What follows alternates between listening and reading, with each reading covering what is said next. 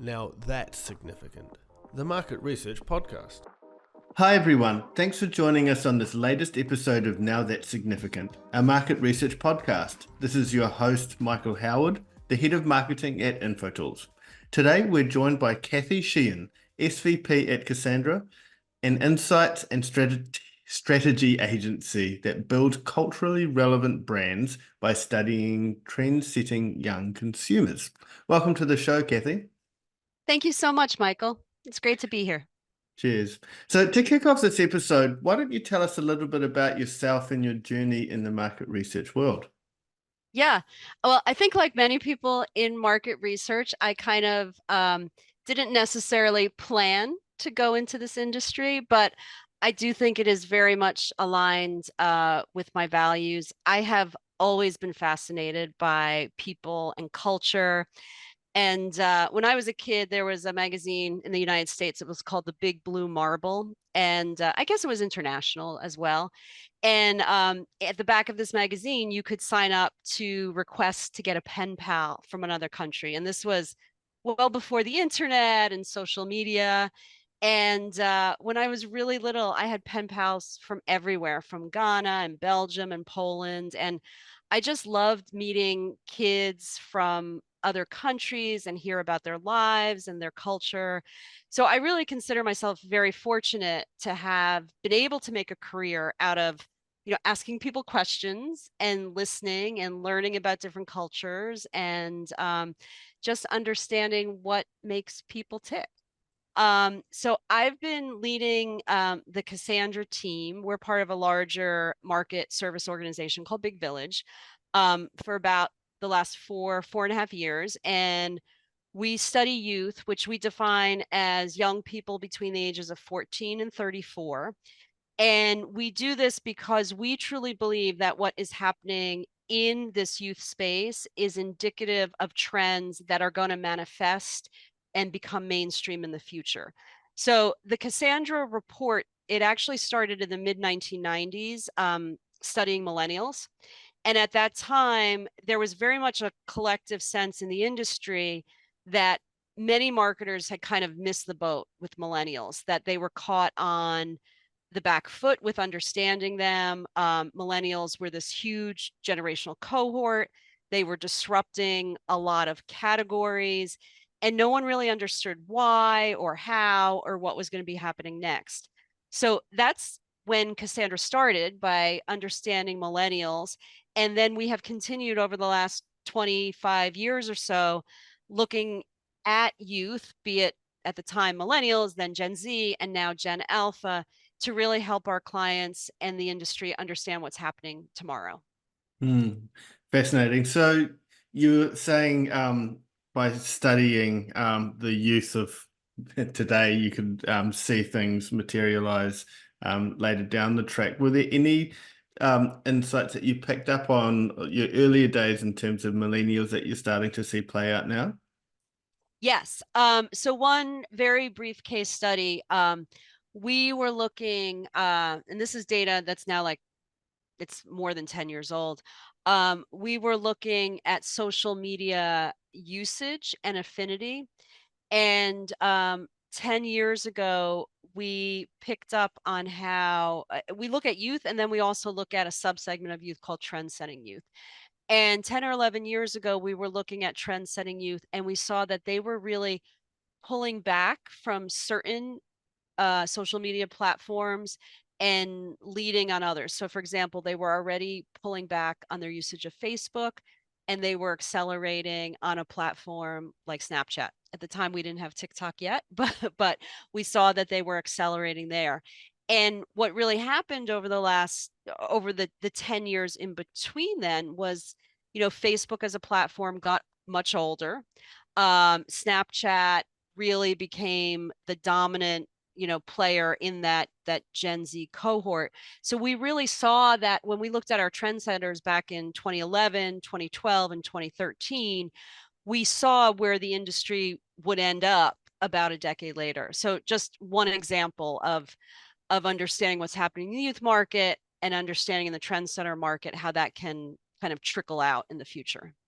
Yeah, nice. And then you see all of the mainstream kind of catch up and then adopt those similar kind of practices, Yes. don't you? So. Yes, absolutely. Mm. So today we're discussing a fascinating report that Cassandra and Big Village have put on regarding Gen Alpha. So why Gen Alpha? You've touched on it before, I guess, but what was the inspiration and motivation behind the report? Yeah, well, it was really from our clients. Over the last 2 to 3 years, I would say we have gotten more and more questions from our clients about what is the next generation. So I feel like many clients feel they don't necessarily feel they understand Gen Z, but they feel like they've been studied and there's a lot of information out there, but really wanting to always stay ahead. So understand that next generation. And we got so many questions from our clients about, who is this generation? Are they going to look like Gen Zs? Are they going to be different? And then I think also because of the pandemic and the fact that for many Gen Alphas, and right now we're defining Gen Alpha as kids who are between the ages of like 0 and 13 in 2024. I would argue that maybe in 20 years, someone who's born today in 2024 is still considered a Gen Alpha. 20 years from now, we might be calling them something else. We might see that the pandemic was kind of like the cutoff of Gen Alpha. I think that remains to be seen. But I think the pandemic accelerated interest in Gen Alpha because you have this whole cohort of kids who many of whom, many alphas are going to remember being, in kindergarten or first grade and having, you know, they started kindergarten, and then they're going to remember a day where they were sent home and they had friends that they didn't know what their friend looked like because they had only seen their friend wear a mask. They might remember their parents being home all the time. It's going to be a very, I think, definitive cultural moment for this generation. So I really think the pandemic and Gen Alpha kind of came together in the industry and coalesced around, like, really put energy behind studying this group now.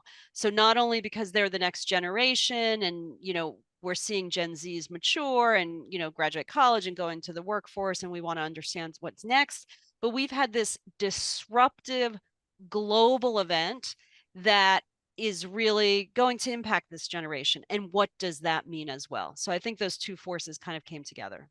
Yeah, that just reminded me of something. It would be really fascinating to look at I guess, the generational impact that COVID had on each of the different generations. Yeah. How it affected Gen Z, Gen Alphas, Gen X, etc. So yeah, there's we'll start seeing, I guess, some studies on this as we get further and further away from, I guess, ground zero, as it were. But Yeah. Yeah. mm, I think that's right. I think we're going to be studying it and talking about it for a long time. yeah. So were there any unexpected findings in your report? Yes. There were a lot of things that were surprising. One of the things that struck me was how comfortable this generational cohort is with fluidity around identity and, in particular, gender. So we did a lot of quantitative work, and we also did a lot of qualitative work. We did friendship triads, we did focus groups, we interviewed, educators and early childhood experts. But when we were talking to kids, it was so common that a young person would get on a Zoom, a focus group, introduce themselves, and immediately follow up with their preferred pronoun, not being prompted to do that. That is just how they introduce themselves to the world. And that was universal. It wasn't, we interviewed kids from all over the United States. So some who were in, what you might consider like, coast, but then some who were in rural areas, all are very representative of the diversity that is in the United States. And this was universal. So this was not just something where like, hip city kids used it and then other kids didn't. It was how they speak about themselves. And one of the early childhood experts that we interviewed in our study, Karen Natterson, she talked about how this generation does not see the world in binary terms in any way. And that really we saw that come through in our research. Another thing that came through was how close this generation is to their parents. Now, certainly because they are kids, that is, there's a life stage driver there. Of course, they're going to be closer to their kids because their parents are going to be close to the kids because they're younger and they're at home. But what I thought was really interesting is when we interviewed Gen Alpha's parents, who for the most part are of the millennial cohort, and for the most part are the children of baby boomers. These millennial parents felt that their relationships with their kids were even stronger than the relationships that they had when they were kids with their parents who are the boomer generation. And I think that's particularly interesting because we know in our studies that boomers reinvented a lot of categories and a lot of thinking, and some of that thinking was around parenting. And we saw how boomers really strive to have relationships with their kids that were very close, that were more friendship based perhaps than parent or authoritative parent. So for a parent today, a millennial parent, to say that they feel their relationship with their kids is even closer than they had with their parents, I think is very, very telling about how strong and important that family relationship is. I guess And as then well, just on that point, the pandemic probably helped to accelerated it. accentuate that. That's right, yeah. Yeah, accelerated it. And then the third area that I thought was interesting was technology. Now, of course, technology, Gen Zs are the digital natives. Not surprising that Gen Alphas, this is the generation that, might have been 2 years old when they were in a stroller and, parents were eating dinner and gave them the iPad so they could have, the electronic babysitter. But so not surprising that technology is so pervasive, but I think what was surprising was how it is seen as such a tool of empowerment for younger people. So the majority of Gen Alphas say, I can figure anything out as long as I have access to technology. So this notion of embracing it, being empowered by technology, definitely not being daunted at all by technology or speed of change, but this idea that technology is a tool and I can pretty much figure anything out as long as I have access to it. So I think that mindset was pretty surprising to me. So, we've been talking here at Cassandra that Gen Alpha is kind of, I think it's a lazy name for this generation, right? We had Gen X, and then we had, millennials, who you may remember that when millennials first came on board, they were called Gen Y, right? So, now millennial has kind of taken, fallen, is much more in favor.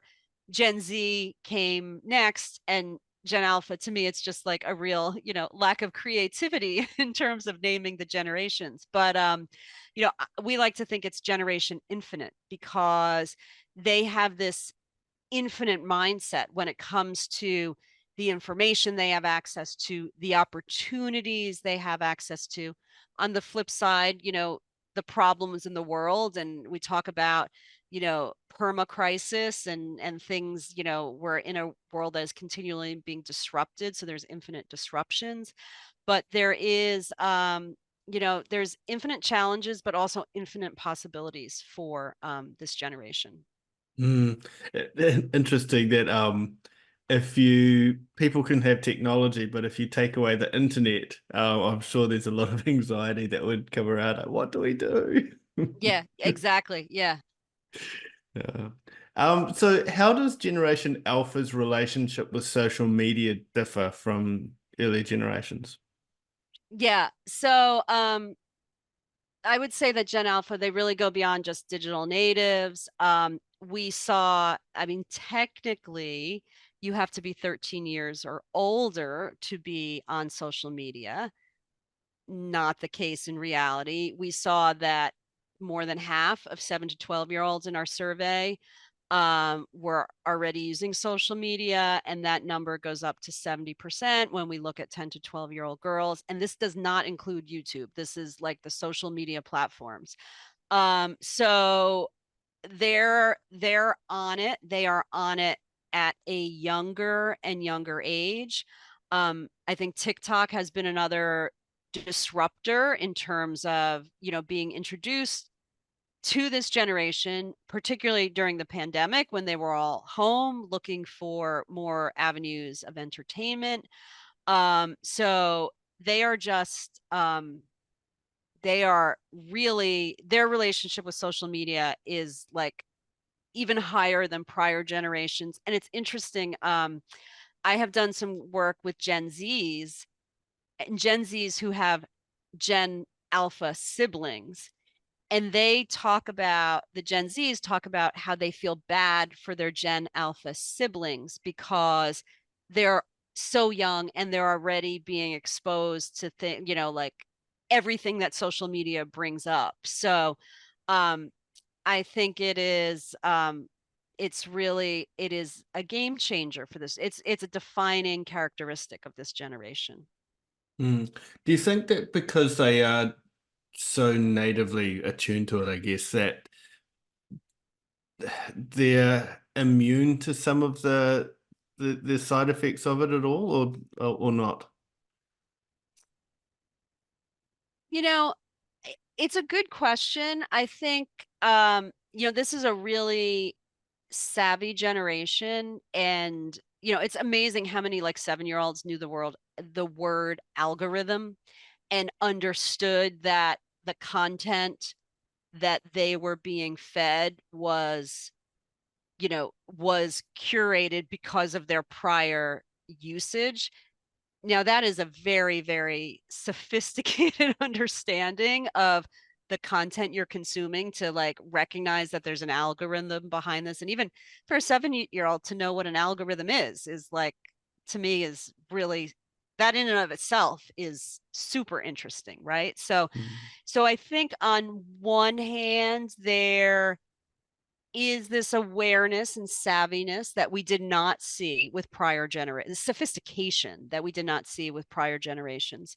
But on the flip side, I think there's a lot, and I'm not this isn't my area of expertise, but there's lots of others who are, talking about, brain development and, how at a young age, how is that impacted by this, constant bombardment? And I don't know the answer to that. I think there is, on one hand, there is this savviness and there is this feeling of understanding and savviness that comes through with young people. But then there is also, these are young people whose brains are still developing, and how that is, this is another issue. I think we're going to be talking about it for a long, long time. Because we often will project our own fears, I guess, onto it, but that's coming from our own paradigms, isn't it? And Yes. they're growing up in a very different world now. Yes. And look, it may be for the better. Like we don't know. So Yeah. fascinating to see it play out. Hmm. So where do marketers fit into Gen Alpha's day-to-day lives? How are they tackling some of the challenges and opportunities, I guess, that they see? Yeah. Well, I think part of it goes to, it is a savvy generation. So recognizing and, having that ability to see through the algorithm.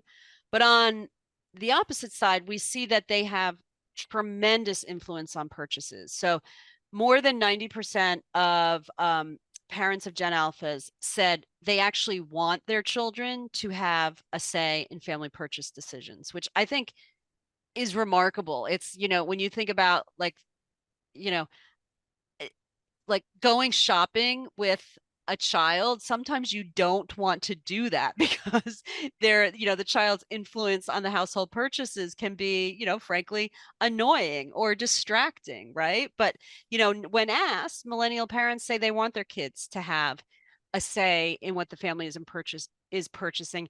And in fact, we are seeing families that are almost delegating the research to the kids.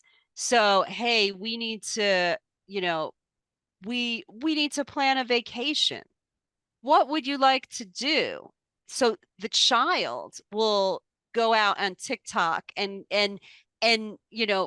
present to the family their learnings or what they would like to do, and develop. We've seen examples of using AI, kids using Chat GPT to, craft an itinerary that they're sharing with, their family. So I think and parents are accepting of that. And in some cases, spinning off that research, that heavy lifting of figuring out, well, what brand would be best, what activities should we do, really delegating that research to the kids, and they're relishing that, to have that input and have that say. So it's a very, fluid buying environment and fluid influence, not just top down from parent to child, but increasingly bottom up from child to parent and grandparent, and vice versa.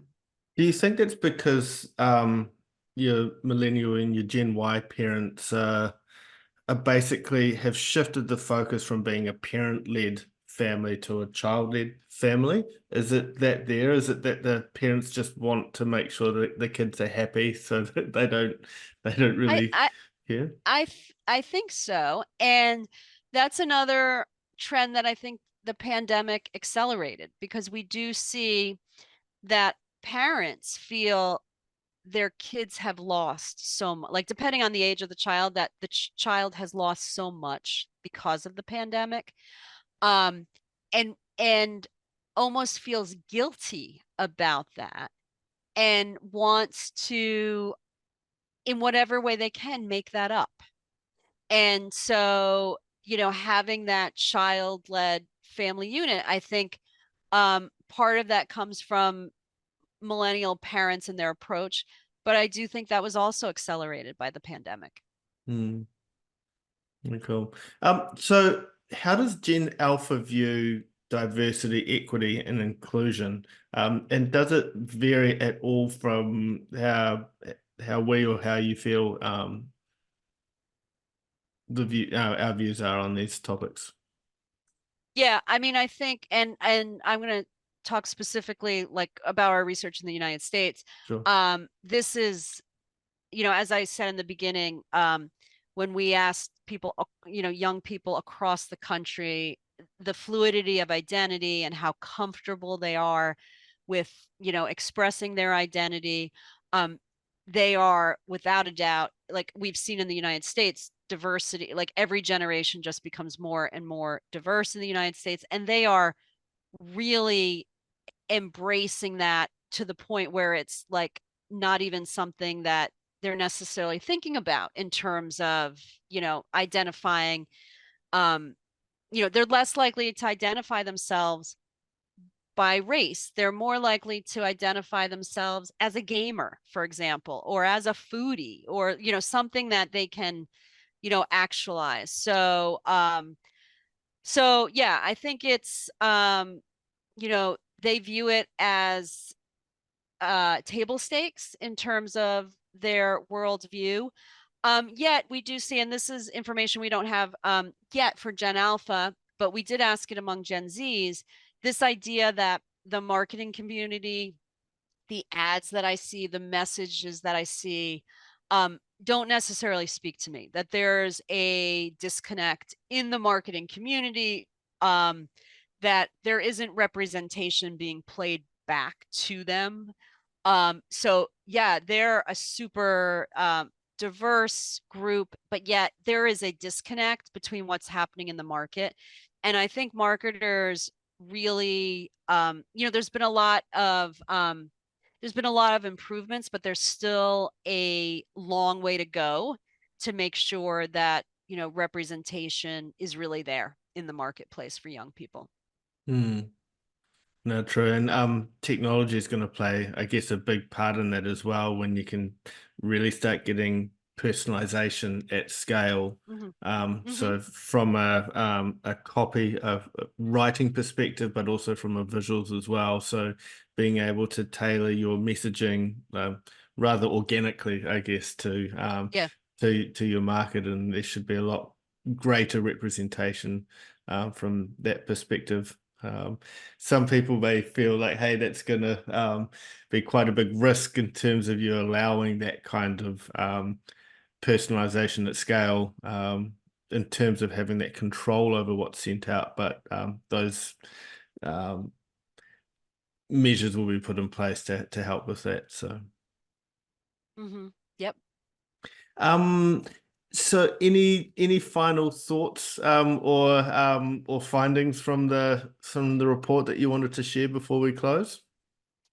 Well, we had talked a little bit about the role of technology in actually us doing this work and this research, and all of our groups for our most recent study. So as I said, we did triads, we did IDIs, we did focus groups with children as young as age 7, and all of them were done on a digital platform. And the comfort with which these kids got on a focus group and were willing to talk to a moderator, talk to a kid they hadn't met yet, was really, I think, really, really interesting. And I think that in and of itself speaks to the differences with this generation, that there was, many of the children that we spoke to, they had some exposure to digital learning. So they had used a digital platform for school as a result of the pandemic. So there was a real, not only was there an affinity with, affinity with the tools, there was a personal comfort level of, I can talk to someone and share my insights in this kind of forum that, if we had gone back 20 years ago and had asked, maybe younger millennials or Gen Zs to do that, I don't know if we would have gotten the same, thoughtful responses and that comfort level. It reminds me, so I've got 3 younger kids as well now. It just reminds me, like, you go to a park and there are other kids playing, and within a couple minutes they'll be best friends and playing. Yeah. So it's good to see that coming through in the market research side of things as well. Yeah, absolutely. Okay, well, that brings us to an end of the show today. It's been a really fascinating talk, and hopefully others listening to this will find it interesting and even be able to put some of what we've talked about into action as well in their research for the younger generation. So thank you for sharing today, Kathy. Thank you so much. Thank you for having me. That's right. And for those who have listened today, if you have liked what you've heard, feel free to subscribe to the podcast, share it with others who might find it interesting as well. It would also appreciate leaving a review as well. Until next time, thanks for listening to Now That's Significant.